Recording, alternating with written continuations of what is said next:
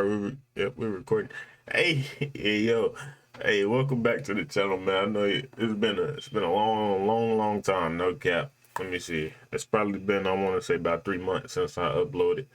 Um, it's been a lot of shit going on as far as like my personal life goes.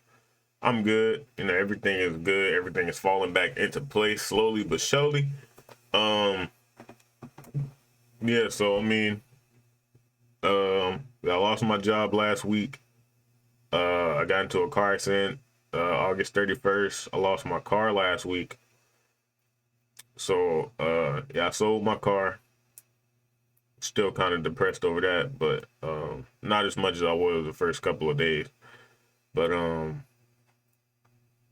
yeah, so currently on my, on the road of building myself back up, I guess. But, yeah, I feel like I'm doing a pretty good job, no cap. So yeah, I'm back with another banger. So we got What If You Fell Off a Cruise Ship? And I'm actually glad this video was in my recommended, no cap, because I actually was planning on going on a cruise with the homies to go somewhere. We haven't picked a destination yet, but a cruise is definitely on my bucket list. So, at the weird chance that one of us falls off of that cruise ship, we have this wonderful video to help us out. No kizzy, no cap. So let's check it out. If you've reached the top of a Ferris wheel, that dizzying fear of accidentally falling off might pop into your head. But on a cruise ship, That's why I don't get on things Ferris can be taller than the Eiffel Tower. So it's not that surprising if you're standing there admiring the views and finding yourself wondering, gee, what happens if you fall overboard? Facts. Well, in August 2018, a UK woman was sailing on the Adriatic Sea. Seems like nothing out of the ordinary. Just the perfect summer vacation out in the open water. The Norwegian Star cruise liner was heading to Venice, Italy, after departing from Barbarola, Croatia. The woman was on the 7th deck when, right before midnight, she fell off the back of the ship. Honestly, though, about 60 miles. My thing is, why are you Well, I know everybody stands close to the guardrail. You're looking over, admiring the view, the scenery, all that, looking into the water. But it's like, how do you fall over? Like, I ain't never been on a cruise ship, so I don't know how a cruise ship feels as far as like sailing and shit. As soon as the crew found out about the incident, they launched a major search and rescue.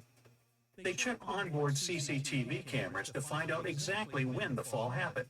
That way, they could pinpoint the ship's precise location at that time. The liner also contacted the authorities, and they dispatched a patrol ship, a plane, and 2 rescue boats to look for the woman. I was watching a video. This dude jumped off the cruise ship, the sun came up, just and because. Was still nowhere to be found. But then, at about 9:30 a.m., they saw a figure off in the distance. Could it be her? As they approached, she must have spotted them too, because she started waving her hands. When the rescue boat finally got to her, it was clear that the woman was exhausted, cold, and in slight shock. But she looked pretty good for someone who had spent the last 10 hours just floating to sea and waiting for help. 10 hours? They found her about 1 mile from where she'd fallen. The rescue team took her straight to the hospital. After doing all the necessary checks, she was released with quite the story to tell. That's crazy. So is that the typical situation when someone goes overboard? Sadly, no. The odds of surviving such a big fall and then spending the night in the middle of the ocean are slim, to say the least. Damn. But this woman had several factors. You gotta think about sharks and fucking killer whales and shit like that. Jellyfish. An emergency more than the average person. In one of her interviews, she explained that she tried to stay calm and sang throughout the night to keep herself warm. She was also a pretty fit person, so she was able to keep herself afloat. Now, on the bright side, falling overboard isn't something you need to worry about if you booked a cruise or would like to do so in the future. Right. Most ships don't come across such problems, and if they do, it's incredibly rare.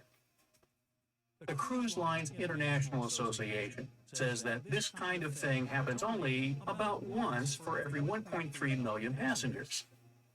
If it makes you feel any That ain't better, bad you numbers. have more chances of catching the cold or flu on the ship. But in those few instances when a person does go overboard, what does that play-by-play look like? Well, a lot depends on eyewitnesses. If they can report it to the crew immediately, then that's the ideal situation. But no matter when they find out, an emergency protocol always follows. First, the bridge, that's the captain's room, gets notified. They'll usually stop the ship immediately and probably even turn around.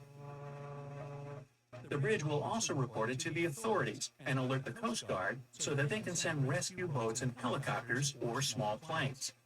While all that is happening, the emergency crew members are getting together to find out where the person fell. They throw life preservers overboard to make sure the individual has a flotation device while Boy, what the fuck? rescue. Those preservers could be a life jacket and one of those orange buoys you see attached to the deck's railings. Keeping yourself afloat in deep water is difficult and exhausting, so these devices can make all the difference. Again, if the crew knows nothing about the incident from the get-go, and the ship hasn't... That shit is definitely exhausting though, no cap. Then they'll release the lifeboats at once. If not, then search and rescue operations continue until the person overboard is located. Time is of the essence, though. The vast, unwelcoming waters of the deep sea aren't easy to cope with. If nobody sees the person fall in, and they only notice them missing later on, then the chances of successful rescue are not good, only about 10 to 15%. Why so low? Well, for one, the ocean is really big. Finding one human floating among all that endless blue is no easy task. And it's not like the sea is spick and span, far from it actually. There could be floating debris and trash that might mislead rescuers. There's also that difficult task of staying afloat so that rescuers can see you in the first place.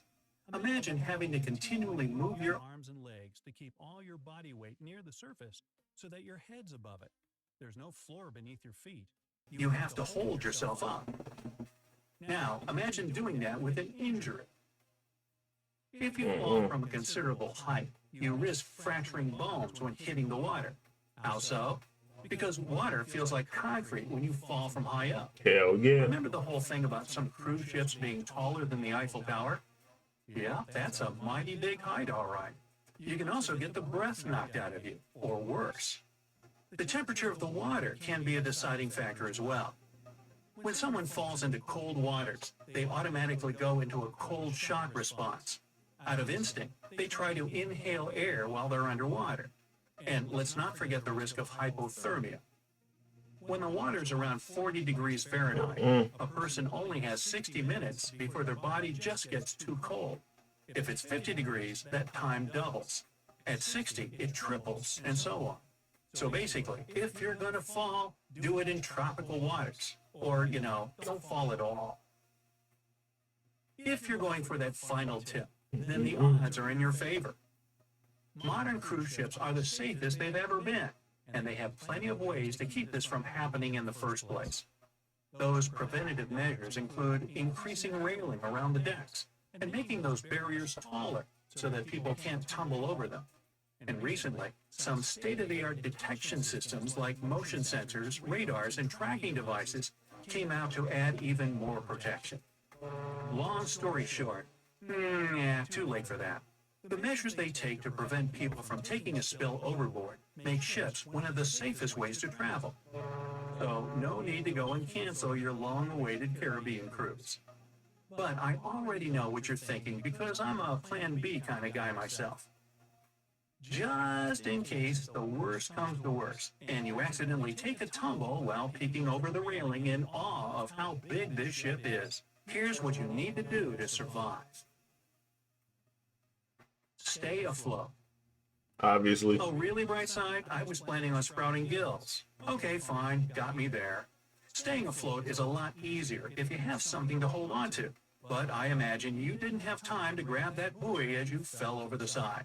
So, fill your airs with lungs, scratch that, Fill your lungs with air and lie on your back with your arms and legs spread out. Move them slowly to stay afloat. This position also helps rescuers spot you more easily. Oh There's another shit! What technique they the learned in fuck? the U.S. Navy. It's called drown proof, Hey, yo. and it's for rough waters. You stretch your body out, but facing down, and lift your head for air. Keep your shirt on. No, really. Being in the middle of an ocean, you're prone to sunburn and heat stroke.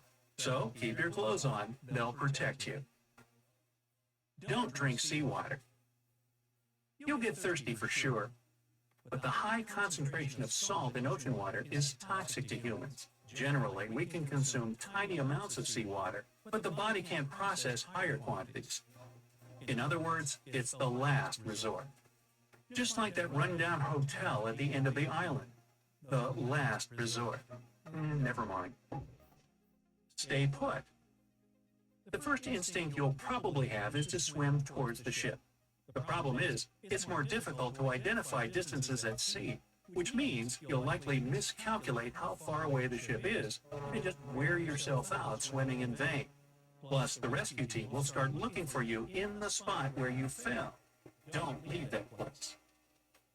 Stay calm. Easier said than done, but you must conserve your energy. Panic does the opposite. It wears you out faster and clouds your thinking. That's facts. Just keep calm, stay positive, and wait for help to arrive. They're coming, don't you worry. And hey, once they rescue you, you can check into the last resort. Hey, if you learned something new today, then give the video a like and share it with a friend. And All right, man. So, stay calm, keep your clothes on, don't drink the water, breathe, obviously, stay above the water. And I think that was it. If it wasn't,